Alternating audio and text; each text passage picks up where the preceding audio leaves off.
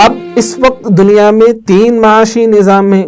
اگر ہم بہت زیادہ ڈیٹیل میں جائیں گے تو 5 بھی ہم کہہ سکتے ہیں، بٹ 3 میجر ہیں، جن میں ایک ہے capitalism, socialism and Islamic economy. اب یہ چاروں سوالات کو یہ تینوں لوگ یعنی یہ تینوں فلسفیز ایڈریس کرتی ہیں اور اس کا حل پیش کرتی ہیں. اب ہم اگر دیکھیں کہ ان چاروں سوالات کو کس طور پر حل کرتے ہیں تو بہت سمپل ہم کہہ سکتے ہیں کہ جو سوشلزم کمیونزم ہے اس کا ماننا یہ ہے کہ یہ چاروں سوالات کو حل کرنے کا ایک سمپل راستہ ہے. وہ یہ ہے کہ سارا کا سارا اختیار، پوری اتھارٹی گورنمنٹ کو دے دی جائے. گورنمنٹ یہ فیصلہ کرے گی کہ یہ جو چاروں کوشچن ہیں اس کو ایڈریس ہم کیسے کریں گے، پرائیورٹی کیسے دیں گے، یوٹیلائزیشن کیسے کریں گے، ڈسٹریبیوشن کیسے کریں گے، ڈیولپمنٹ کیسے کریں گے. اب اس میں بہت ساری خرابیاں بھی ہیں. اب خرابیاں ہم انشاءاللہ پھر کبھی بات کریں گے یا ہم ریسورسز اٹیچ کر دیں گے. اب دوسرے نمبر پر کیپٹلزم ان چاروں سوالات کو ایڈریس کرتا ہے. ان کو ایڈریس کرتے ہوئے کیپٹلزم کی فلسفی یہ ہے کہ ہم 2 چیزوں پر ساری مارکیٹ کو آزاد چھوڑ دیں گے. ہم مارکیٹ کو آزاد چھوڑ دیں گے، یعنی دنیا میں بسنے والے لوگ ہر لحاظ سے آزاد ہیں. وہ مارکیٹ میں آئیں اور انہیں جو کرنا ہے وہ کریں. نتیجہ یہ ہوگا کہ ڈیمانڈ اینڈ سپلائی، وہ کہتے ہیں 2 رولز ہیں، ڈیمانڈ اینڈ سپلائی. ان رولز کی بنیاد پر یہ چاروں سوالات آٹومیٹیکلی ایڈریس ہو جائیں گے اور چاروں پرابلم خود بخود یعنی آٹومیٹیکلی سالو ہو جائیں گے. یہ کیپٹلزم کی فلسفی ہے. ان ادر ورڈ اگر میں اس کو بہت سمپل کروں تو کیپٹلزم کہتا ہے کہ حریت الملک یعنی اونرشپ آزاد ہے. سرمایہ دارانہ نظام کہتا ہے اونرشپ کی آزادی ہے، یعنی آدمی اکیلا اونر ہو سکتا ہے. اس کے برعکس کانٹراسٹ سائڈ پر سوشلزم کمیونزم یہ کہتا ہے کہ اونرشپ صرف اور صرف گورنمنٹ کی ہوگی. Individual can't be an owner, individual owner ہو ہی نہیں سکتے ہیں. تو یہ دونوں ایک دوسرے کے اپوزٹ ہو گئے.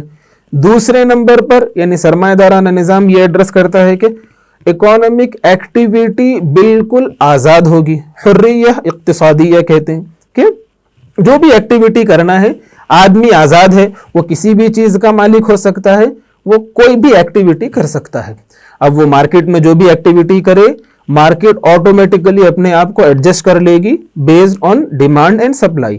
کہ اب یہ جو سوالات ہیں کہ اسے کیا پروڈیوس کرنا ہے، کتنا پروڈیوس کرنا ہے، کیسے پروڈیوس کرنا ہے، کیسے ڈسٹریبیوٹ کرنا ہے، یہ ساری چیزیں چونکہ آدمی خود آزاد ہے وہ خود دیکھ لے گا اور وہ پروڈیوس کرے گا، اس کے اپنے مطابق جیسے اس کی مرضی وہ اس کو تقسیم کر لے گا.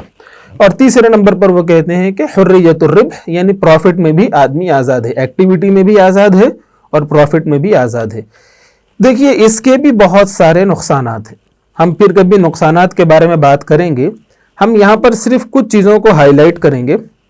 ان کا جو سب سے بڑا نقصان ہے، ہم جب ملکیت اونرشپ کی آزادی دے رہے ہیں تو جتنے اسٹریٹجک ریسورسز ہیں وہ بھی انڈیویجول کے ہاتھ میں جا رہے ہیں. آپ بہت سنتے ہوں گے کہ اس سرمایہ دارانہ نظام میں یعنی اس کیپٹلزم میں امیر شخص بہت امیر ہو رہا ہے اور غریب بہت زیادہ غریب ہو رہا ہے. یہ ہمیشہ سنتے ہیں. اس کی وجہ یہی ہے کہ اونرشپ میں اس کو آزاد رکھا گیا ہے، یعنی وہ کسی بھی چیز کا اونر بن سکتا ہے.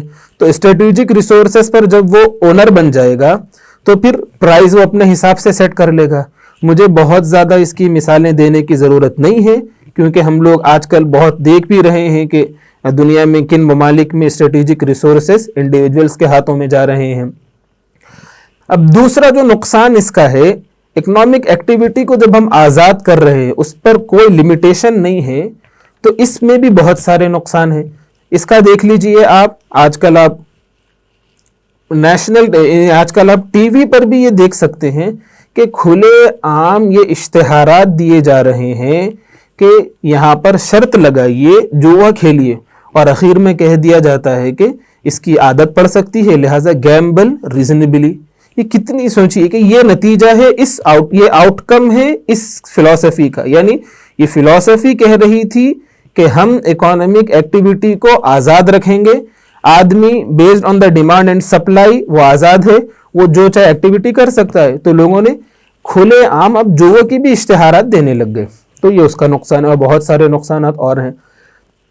اور پروفٹ کو آزاد چھوڑنے میں, اس میں جو ہے نا آپ دیکھ لیجئے پورا سود کا نظام رائج ہو گیا ہے کہ جب چونکہ آدمی اس میں آزاد ہے کہ وہ اپنا پروفٹ کیسے کمائے, کتنا کمائے, تو پروفٹ پہ کوئی لمیٹیشن نہیں ہے. تو پروفٹ پر لمیٹیشن نہیں ہونے سے جو انڈیویجولز ہوتے ہیں وہ ڈیمانڈ اینڈ سپلائی کو ٹو سم ایکسٹینٹ کنٹرول کر سکتے ہیں. یعنی وہ جس چیز کی, وہ کسی چیز کو اگر فیوچر میں بہت زیادہ اس کی ڈیمانڈ دیکھنا تو ابھی اس کو روک لیں گے. وہ کیوں کہ بعد میں بہت زیادہ پروفٹ لینا ہے. تو یہ اس کی خرابیاں ہیں.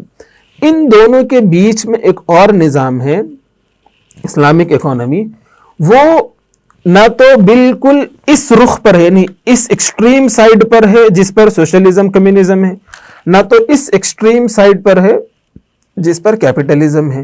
وہ ان دونوں کے بیچ میں ہے. اس کی بنیادی وجہ یہ ہے کہ یہ دونوں ایکسٹریم فلسفیز یہ آؤٹ کم ہے ہیومن کا, یہ انسانوں کی سوچ کا نتیجہ ہے, یہ ان کی طرف سے دیا گیا نظریہ ہے. لیکن اسلامک اکانومی وہ ہیومن آؤٹ کم نہیں ہے, وہ اصلاً ڈیوائن ہے, اس میں ہیومن کنٹریبیوشن obviously ہے. ان تینوں چیزوں کو یہ بھی ایڈریس کرتی ہے, یعنی جو 4 سوالات تھے اس کو ایڈریس کرتی ہے. اس کو ایڈریس کرتے ہوئے وہ پہلی بات تو یہ کہتی ہے کہ آدمی کی ملکیت یعنی اونرشپ آف ریسورسز یا اونرشپ آف اینی ایسٹس, جو ملکیت ہوگی وہ بالکل آزاد نہیں ہے.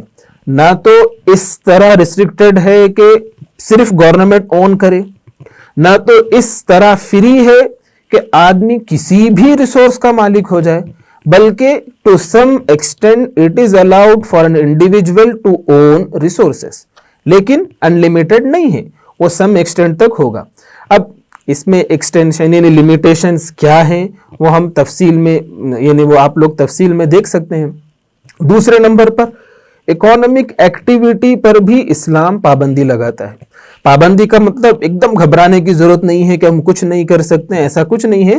ایک لمٹس ہیں کہ اس لمٹ تک یہ ایکٹیویٹیز جائز ہوں گی, اس لمٹ تک یہ ایکٹیویٹیز اگر کراس کر رہی ہیں تو پھر یہ جائز نہیں ہوں گی. یہ پابندی یا یہ لمیٹیشنز اس لیے لگائے جاتے ہیں کہ اکانومک سسٹم ہر انسان کو لے کر ترقی کرے. ایسا نہ ہو کہ صرف کچھ لوگوں کی ترقی ہو رہی ہے اور زیادہ تر لوگوں کا زوال ہو رہا ہے, اور نہ ہی ایسا ہو کہ سب برائے نام ہی جی رہے ہیں, یعنی کسی کی ترقی نہیں ہو رہی ہے. جو آؤٹ کم یعنی ایک الٹیمیٹ آؤٹ کم ہوگا سوشلزم کا کہ کسی کی ترقی نہیں ہوگی, سب برائے نام جئیں گے. نہ ایسا کہ صرف کچھ لوگ جی رہے ہیں, ترقی کر رہے ہیں, اور اکثر لوگ یعنی زوال کا شکار ہو رہے ہیں. اور جو تیسری چیز تھی پروفٹ, اس پر بھی اسلام نے لمیٹیشنز لگائے کہ پروفٹ کے لیے کچھ چیزیں الاؤ ہیں اور یہ چیزیں الاؤڈ نہیں ہیں. یعنی جو طریقہ ہوگا وہ اگر ان چیزوں کو ایڈریس کرے گا تو وہ پروفٹ کما سکتا ہے, وہ پرمیسیبل ہوگا, اور اگر ان چیزوں کو ایڈریس نہیں کرے گا تو وہ امپرمیسیبل ہوگا. تو ان شارٹ سود یعنی ربا, انٹرسٹ, یوزوری یہ الاؤڈ نہیں ہے. پروفٹ کے راستے پر اسلام نے ایک نمبر یعنی پہلے بریک لگا دیا کہ اس میں لمٹ رہے گی. اسی طرح احتکار, یعنی احتکار کہتے ہیں کہ جو ہورڈنگ یعنی کہ بہت زیادہ جو ریسورسز کو ہورڈ کر کے رکھتے ہیں, اس پر بھی پابندی لگا دی. تو یعنی اکانومک ایکٹیویٹی کو بھی لمٹ کر دیا.